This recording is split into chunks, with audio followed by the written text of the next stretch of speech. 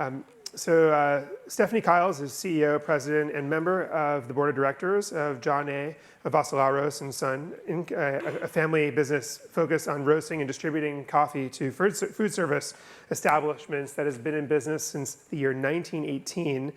Stefanie left a successful career to lead her family's business and bring to the company a strong background in international law and corporate finance combined with a keen operational expertise.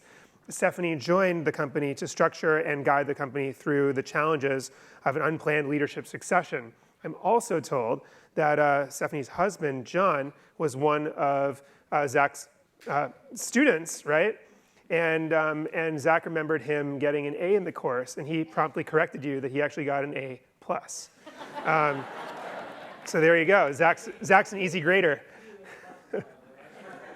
All right, he gives few A+s for the record. Everyone, Stefanie.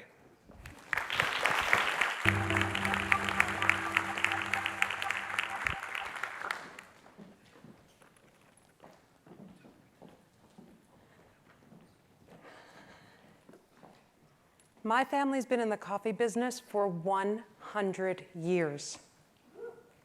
Yeah. Growing up, I was raised with one ironclad rule, that I would not, under any circumstances, work for the family business. Today, I'll tell you the story of just how I came to run my family's business. It's the story of how one phone call changed my life, how it convinced me to leave my career as a corporate executive to go run a 25,000 square foot coffee factory in Queens, and how along the way I've learned a lot about business and maybe even more about myself. Now, I'm guessing that many of you before today have never heard of Vassilaros coffee, but I would bet that you have had it more times than you would believe. 5 million cups of Vassilaros coffee are served every week across the New York area. It's a lot of coffee. There's 5 of those cups waiting to happen desperately. I took that picture about 2 weeks ago at 6 in the morning. If you've ordered coffee in places like the Boathouse in Central Park, the Candy Kitchen in Bridgehampton, or the racetrack at Saratoga Springs, you've had our coffee. My family is very good at making coffee. When it comes to marketing coffee, we take our time. You have to love a company that waits 100 years before even telling anyone it's here. Could you imagine that branding meeting? No, think about it. Okay, this is the plan. We'll wait 100 years, we'll keep it a secret. 98, 99, we're getting close, wait for it, wait for it. Well, next year is our 100th anniversary. So here we are to finally start talking about Vassilaros coffee. Only here's the strange part. I wasn't supposed to be here talking about coffee. I was supposed to steer clear of the family business. My parents wanted more for me. They wanted me to get a great education and to realize my own potential. They wanted me to pursue my own passion for business, which was for international corporate business. I set out to be one of those few women who actually rises to the top of the corporate ladder. And along the way, I had my own secret plan, that by my example, I might change attitudes about women in leadership. I went to law school and started my career at a big multinational firm based in Europe. I was lucky to be the only American, so I got assigned to every IPO that was happening for European companies in New York. I caught the bug for investment banking and became an investment banker myself, and then eventually made my way to a multinational in the oil and gas space and worked my way up the executive ranks. In the beginning, it was hard because everyone in my family worked for the family business. They were smart and hardworking, but I didn't have any mentors. There was nobody to help me write a resume, nobody to help me navigate the corporate world. I would have to find them on my own. I followed the best career advice I ever got, which was not to worry so much about the specific job that I was doing, but to put myself next to the best people that I could find, and the rest would take care of itself. It actually did. I was working with great leaders, and I felt lucky that they were teaching me how to become one myself. I guess you could say I was successful in the way much of the world views success. But let's go back for a moment to the very beginning. Over 100 years ago, when my great-grandfather, John Vassilaros, immigrated to New York from a remote island in Greece. The island is so small that at the time it had no port. To get off the island, people had to be taken by rowboat out to sea to board a passing ship. And I say get off, nobody was trying to get on. The people on the island struggled just to survive. Like many immigrants, John came to New York with little more than a dream and some determination. He didn't have an education, he didn't speak English, and he found work as a waiter. It was while working in the restaurants that he would first get the idea that would eventually launch his business. He noticed a problem. The problem was the coffee in the restaurants was inconsistent. Some days it tasted good, some days it tasted bad. There had to be a way to make a cup of coffee the restaurants could rely on. Time went on and John's struggle took a turn. He got hurt. He was injured and out of work. His wife told him the time had come to stop relying on other people for a paycheck. It was time to go into business for himself, the coffee business. John's solution for the inconsistent coffee was to blend different kinds of coffee together until he got a cup that tasted great every time. And that is how Vassilaros Coffee was born. John had a natural talent for business, and soon he moved to the first storefront on 3rd Avenue in Manhattan. This is the original crew. They didn't know it at the time, but they were about to set the standard for New York coffee for the next 100 years. Early on, John focused on his fellow Greek immigrants who were opening the first diners. He set up weekly deliveries of freshly roasted coffee and always ran his business cash on delivery, better known as COD. He made money. He made enough money that he could soon make loans to other Greeks who were coming to New York to open more restaurants. He reinvested his profits in his customers. One diner in a family became 5, and as their businesses grew, so did his. He's known as the godfather of the diner industry because he helped launch a generation of restaurants, and then he took care of them in good times and bad.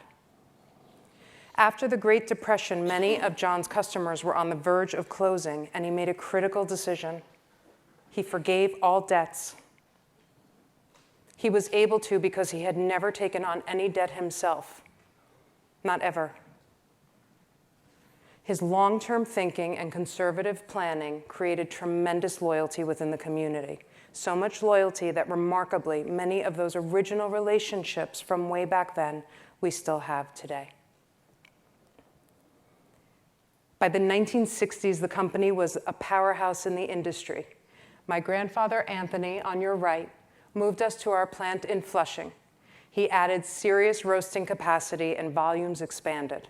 He took the business well beyond its original roots in the diners and broke into the broader market. Even the US Army became a customer during the Vietnam and both Gulf Wars. It sounds like a very ambitious plan, but my grandfather was really a very simple man. I remember when I was young, he summed up his business philosophy to me. And all he said was, "Kid," he always called me kid, he wasn't good with names. "Kid, there are thousands of restaurants in New York. Sell them something they need for $100 a week and you're going to have a good business." That was it. I was too young to do the math, but I understood the point. Eventually, Anthony's son, my Uncle John, succeeded him. My uncle had many talents, but he especially loved coffee. He loved the taste of coffee, he loved blending coffee, he loved sourcing coffee beans. He modernized and perfected the products that we serve today. He ran our business for 25 years, and then something terrible happened.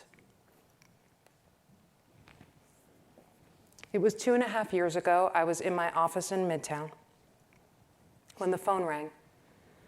I was drinking tea, I'm sure. I always drank tea because the office coffee was really bad.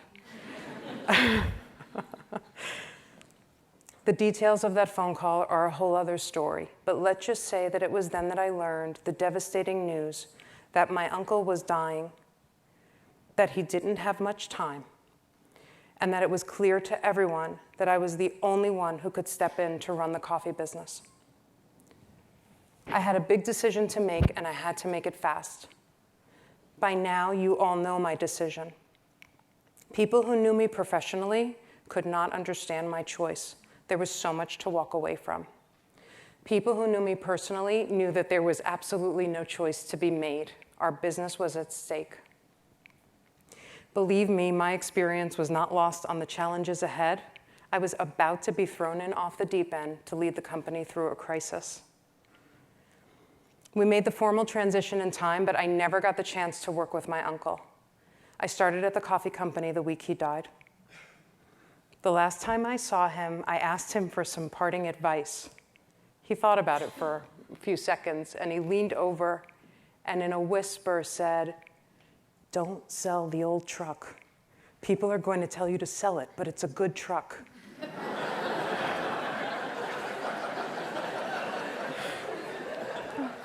What? That's it? That's my training. He saw the look on my face, and he gave me a huge smile, and he said, "Steph, don't worry. You're going to figure it out." Oh yeah, I was going to have to figure it out because I didn't know what was going on.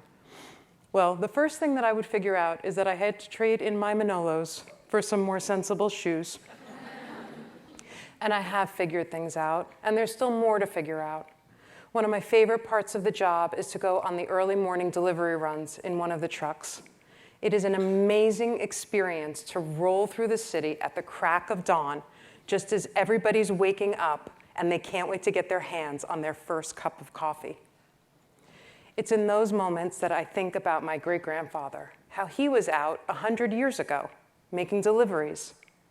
The same company, the same coffee, the same goal. I never met him, but there is a feeling of connection that is hard to describe. This is a picture of my great-grandfather near the end of his life.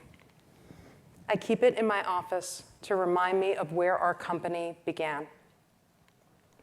Now, when I visit a customer, I follow one of John's early rules. "We always go in through the kitchen," he would insist to his salesmen.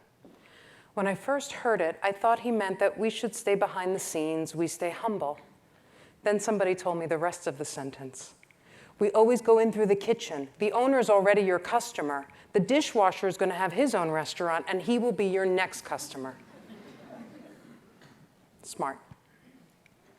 I also learned John's other rule, that he would only eat in a customer's restaurant. The waiters would make a big fuss over him because he was a big tipper. He was generous, yes. After all, he had been a waiter himself, but also smart. By tipping the waiters, they would pour extra cups of coffee for the other people eating in the restaurant and use more product. Think about how much more coffee has been consumed because of the free refill. A lot. I also learned that John loved to host open house Sunday dinners for all of his customers. Come for dinner, he would say as he was making his rounds. He was hospitable, yes, and generous, of course, but also smart. Thank you. When his guests would leave, he would bang his cane and recite his favorite motto of all. "If someone eats at your table on Sunday, he can't owe you money on Monday morning." He was right. I didn't have a mentor when I started in my corporate career. I would have to find them on my own. But it turns out that I did have a mentor in the coffee business. And my great-grandfather taught me well. He taught me that a good business is grounded in very simple principles. He solved a problem. He built deep relationships. He created loyalty. He never overextended. He planned for the long term. And most importantly, he treated people well. I think his lessons will work for almost any business. I told you I wasn't supposed to be here today talking about coffee. I was raised to go out on my own, and I did it, and I was so lucky because I got to travel the world, and I learned a lot about business. But what I never realized was how much there is to learn right here at home. And no, I never sold the old truck. It's a good truck. Thank you.